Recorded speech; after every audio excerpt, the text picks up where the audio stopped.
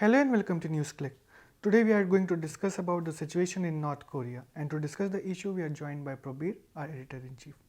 So Prabir, after this entire hydrogen bomb issue, what changes are going to happen? What will be its implications? Well, hydrogen bomb is really a game changer because it has two elements to it. One is that the ability to have a much bigger explosion and therefore the ability to inflict much larger damage. Of course, when you talk of nuclear bombs, the scale of damage is not really the issue because any damage in a nuclear bomb is going to be horrific. So that's one part of it. But it does indicate that that one bomb then can create much more devastation on whoever it is exploded on. The second part is it allows also smaller bombs to be created, which will have less explosive power than a big bomb, but enough to cause again major devastation in any city. And if you can make it smaller, you can miniaturize it, then it's easy to put it as a warhead into the intercontinental ballistic missile or the intermediate range ballistic missiles which North Korea has been building. With the missile tests, one of which took place in July, if you remember, and that missile showed that it has the capability of reaching the western shores of the United States. Western shores means Los Angeles, San Francisco are under the missile threat of North Korea if a war takes place. If they are able to create a warhead, then they are that much closer to be able to do what is called deterrence. Now, we'll come to deterrence theory a little later. But the point is that this makes it much easier for North Korea than to claim they have the ability to inflict damage on the United States which would be unacceptable to the United States. The only thing that still people are discussing, do they have a heat shield or not? But for any country to gamble its future on a heat shield or its ability to survive a re-entry as being discussed now, I think is a long shot. So I think we have come to a stage where we can argue that North Korea, with their missile program and the hydrogen bomb, have reached a stage of deterrence. Now, of course, deterrence theory is of course completely bogus. There have been detailed examination that why the deterrence theory does not work, has not worked, and is extremely dangerous for the world.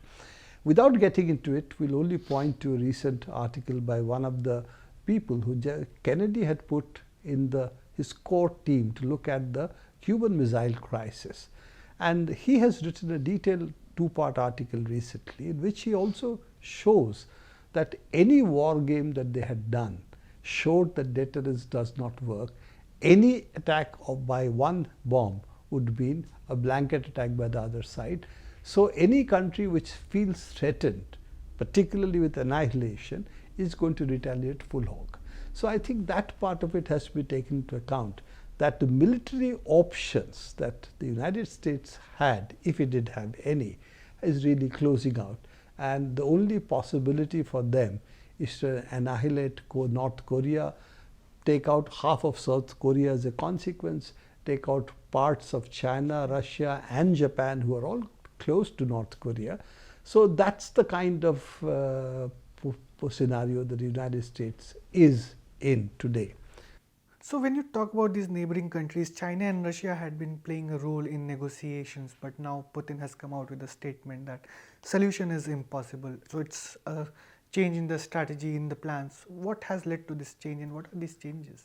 You see, what both Russia and China have been saying, that North Korea needs to stop what it is doing because these are acts of provocation.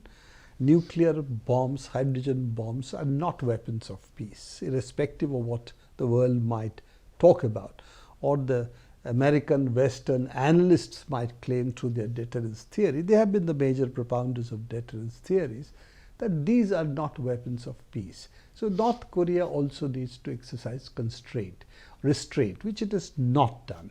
It's also looking at the United States reaction. And the United States reactions or proactions, whichever you call them, have been will continue to do military exercises which North Korea regards as serious possibility of invasion. We'll do it as many times as we like. We'll overfly their territories. We'll have strategic bombers placed in Guam. We'll have strategic bombers placed elsewhere. All of this is ratcheting up the pressure on North Korea. Along with it, they keep on threatening them with extinction, that they will annihilate you completely, we'll do this, we'll do that.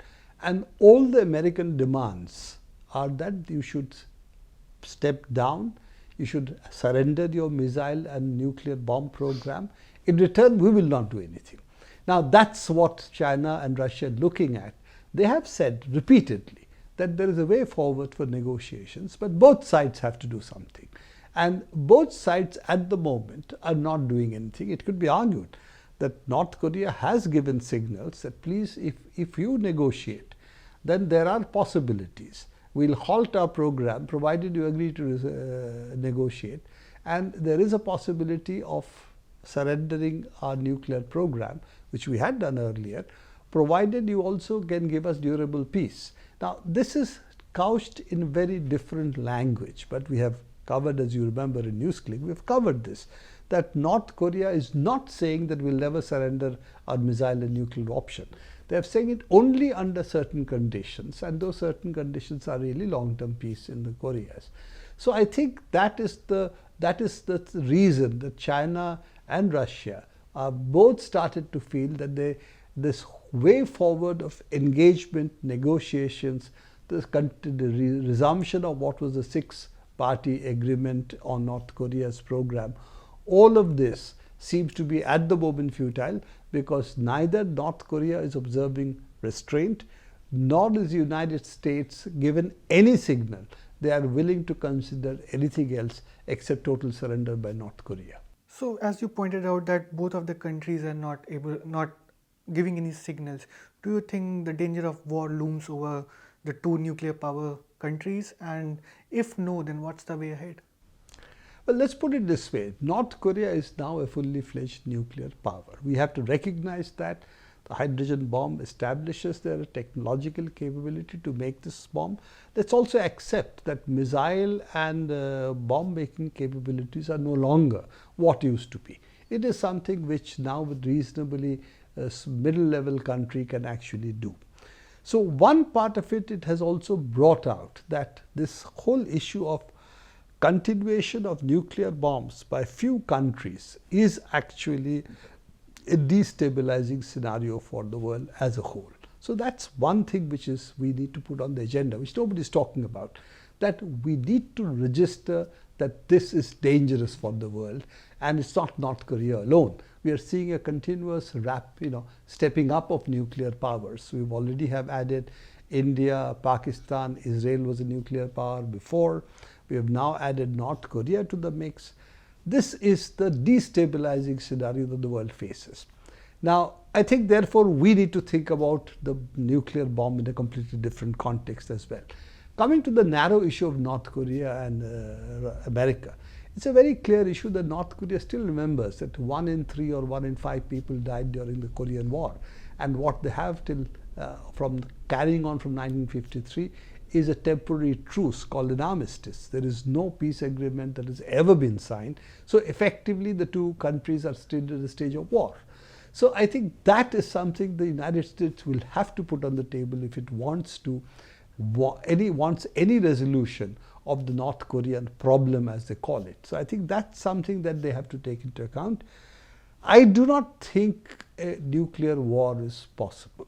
I do believe that irrespective of all the madness and all the tweets that Trump has been putting forward, annihilation, fire, fury, everything that we took, I think it still means that they will have to then incinerate a good part of Korea, not just North Korea, and also inflict enormous damage on the Asian economy, on the Asian people, including, of course, Japan.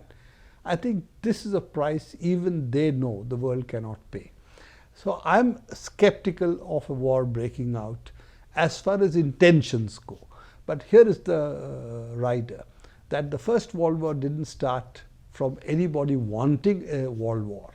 It started by accident, as people bluff each other, and as the bluffs grow, a stage comes where a small mistake or a small accident somewhere, in the case of the First World War, one lonely assassin shooting down Archduke Ferdinand led to a worldwide conflagration. So I think this is the risk we carry, that when you stand eyeball to eyeball with nuclear weapons, with other weapons, the trigger necessarily does not have to be an intentional one. It could be an accidental one. And therefore we are standing, though the intent may not be there, we are standing close to a possible exchange, and this is certainly not a happy situation for all of us. Therefore, the world needs to be much more proactive. All the other countries effectively are now becoming bystanders. It's a future of the world that is at stake, and it's time to speak up. Thanks a lot, Prabir, for giving us your time, and I'm sure these things are going to proceed, and as they proceed, we'll be coming back to you on such issues. Thanks a lot.